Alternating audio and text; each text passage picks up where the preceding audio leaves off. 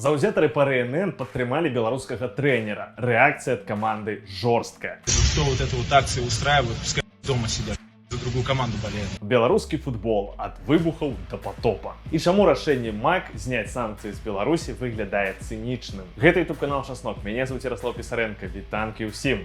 Рушым наперад. Давайте пачнем з футбола. У сёмым туры чэмпіяната краіны паміж сабой гуляла два Дынама, Менская і Брэсцкая. Перамагла каманда Александра Шагойкі 2-1. Традыцыйна ў Брэсце ўсё вельмі добра з наведвальнасцю. На трыбунах прысутнічала 8875 гледачоў. Новы рэкорд сезона. Сам матч быў прысвечаны дню дзяржаўнага сцяга, герба і гімна. І на стадыён прынеслі 100-метровы дзяржаўны сцяг. Я ўпэўнены, вы яго ўжо бачылі, яго там скрозь насілі па краіне чыноўнікі, данеслі і да футбола. Ну яшчэ быў сапраўдны выбух дзяржаўнай символики. Фейерверк крутой, но не за спинами людей, которые не знают. В следующий раз сделайте, пожалуйста, где-нибудь в другом месте. Пиротехника намыла, все седухи в пепле, куртки, волосы. Спасибо, что не спалили. Бу, испугался, не бойся. Я друг. Я тебя не обижу. Иди сюда, иди ко мне, сядь рядом со мной, посмотри мне в глаза. Ну, бывае, гэта не самае страшнае, што можа адбыцца на футболе. Вось, напрыклад, паглядзіце. Побачыў такі відос. Гэта юнацкія каманды Дынама і Мінска гуляюць, ці то ў футбол, ці то ў воднае пола. Я, дарэчы, не вызначыўся, гэта весела ці гэта крынжова. Але, блин, на такое нават глядзець цяжка. Не уяўляю, як там гуляць у футбол. Дарэчы, калі размова зайшла пра палі, абмяркуем пасіўную. Ну, у пэўным сэнсе. Пра стадыён Дынама. Памятаеце, там былі праблемы пэўныя са стадыёнам, ну, менавіта з газонам. І Менская футбольная Дынама доўгі час гэты стадыён не выкарыстоўвала. Зараз дырэктар арэны Александр Будгусаім анансаваў шэраг мерапрыемстваў, якія пройдуць на Дынама. Ну, не футбольных мерапрыемстваў. Скоро будет выставка японских машин. Думаю, в ближайшее время анонсируем просмотр финала Лиги Чемпионов в формате футбольного фестиваля. Также будем организаторами фестиваля для животных Зоофест. В конце мая ГУВД Мингрисполкома третий год подряд проведет традиционный киберспортивный турнир. Будут и занятия йогой, которые так полюбились минчанам. То есть национальный стадион, только футбол. Если тут и будут развлекательные мероприятия, то без задействования газона, чтобы потом не было жалоб от футбольного сообщества. Ну, то бок Дынама не жаловался ніяк. И вось на гэты стадион, видать, все ровно, что там будет с гэтым газоном. Дарэчы, так у мінулым годзе выглядала выставка японских ауто на Дынама. Гэта там показваюць футбол, ну, то бок такі футбольны фестываль. І заняткі йогай, якія так любяць жыхары Мінска. Па словах Будгусаіма. Ну, як мы бачым, на гэтых мерапрыемствах заўсёды выкарыстоўваюць газон. І год таму з газонам, вось за гэтых всех фестывалях і мерапрыемстваў былі вялізныя праблемы. Дынама доўга не гуляла на Дынама. Ну і зараз дырэктар стадыёна кажа, што можам паўтарыць. Твары людзей, якія адказваюць за газон, уявілі?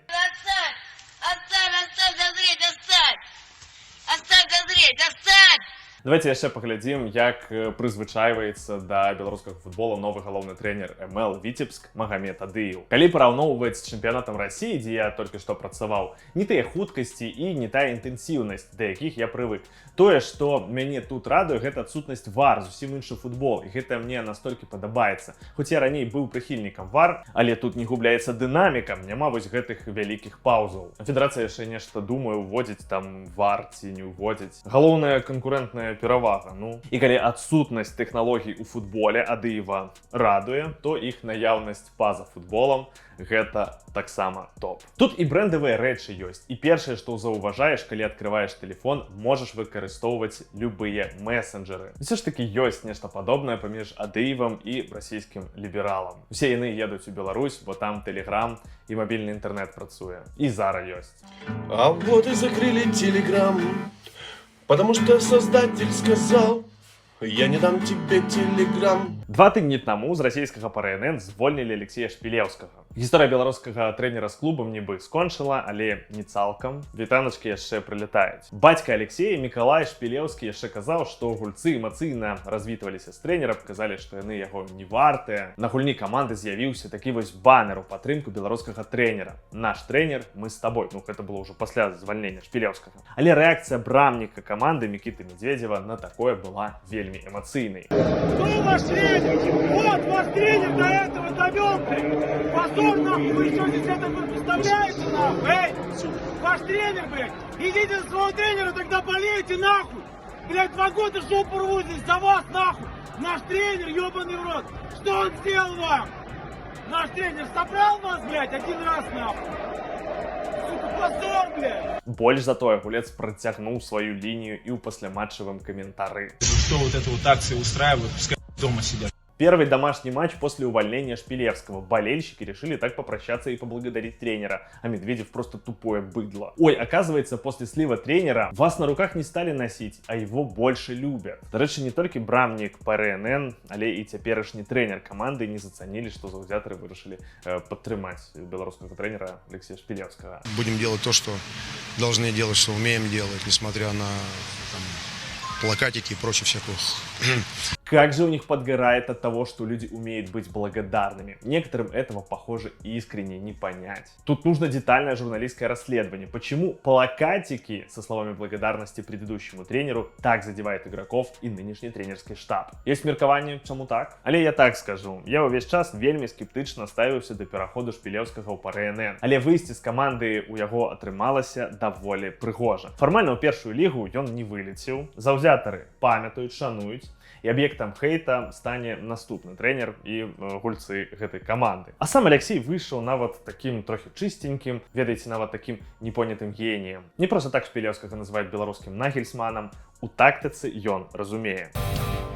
Давайте яшчэ раз вернемся да абмеркавання таго, што МАК адмяніў бан у дачыненні да беларускіх атлетаў. Канешне, калі нешта такое адбываецца, усе чакаюць, што і з боку Беларусі будуць пэўныя крокі, тыпу знялі санкцыі, на волю выйшлі людзі. Так, гэта выглядае як гандаль людзьмі, але ўсё ж такі людзі на волі, гэта самае галоўнае. Рэсурс Трыбуна Бай ананімна ўзяў каментары ў людзей, якія датычныя да дэмсілаў, што вось яны думаюць наконт таго, што МАК пайшоў на такі крок. Вось якія былі адказы. Мы спадзяваліся атрымаць за спартыўны кірунак нейкія саступкі з боку лукашэнкаўцаў ці вызвалення палітвязняў. Дакладна ведаем, што амерыканцы не ціснулі на МАК з патрабаваннем зняць абмежаванні. Гэта ўсё частка агульнай палітыкі цынізму і прагматызму, які праглядаецца ў многіх міжнародных структурах цягам апошняга года-паўтара. І вось яшчэ адзін каментар, таксама вельмі цікавы. Мы лічым гэтае рашэнне несправядлівым. На жаль, цынізм і прагматызм перамагае. Рэжым Лукашэнкі не пайшоў на вызваленне ўсіх спартсменаў, закрыццё супраць іх крымінальных справаў, адмены чорных спісаў у дачыненні да сумленных атлетаў. Ніякага станоўчага руху не назіраецца, таму дзіўна бачыць такія крокі. Сапраўды лепшае слово, якое тут падыходзіць, гэта сапраўды цынізм. Давайте так, я сапраўды нічога дрэннага не бачу ў тым, што з беларускага спорта знялі гэты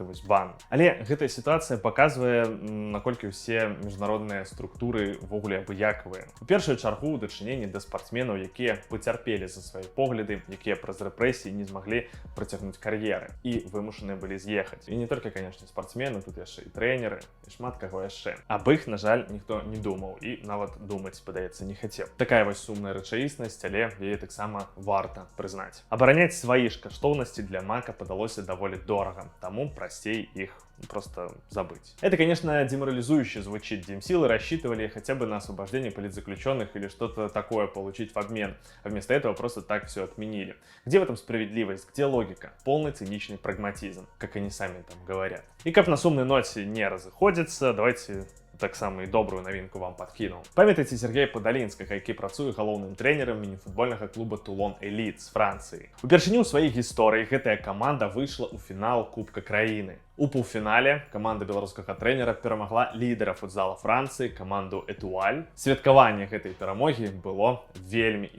эмацыйным. Цяпер Тулон 16 траўня згуляе ў фінале Кубка Францыі з Нантам. Малайчынка, Сергей, што тут дадаць? І ў мяне на гэтым все. Дзякую вялікі, што паглядзелі гэты відос. Будзем разам чакаць добрых навін. Пакуль.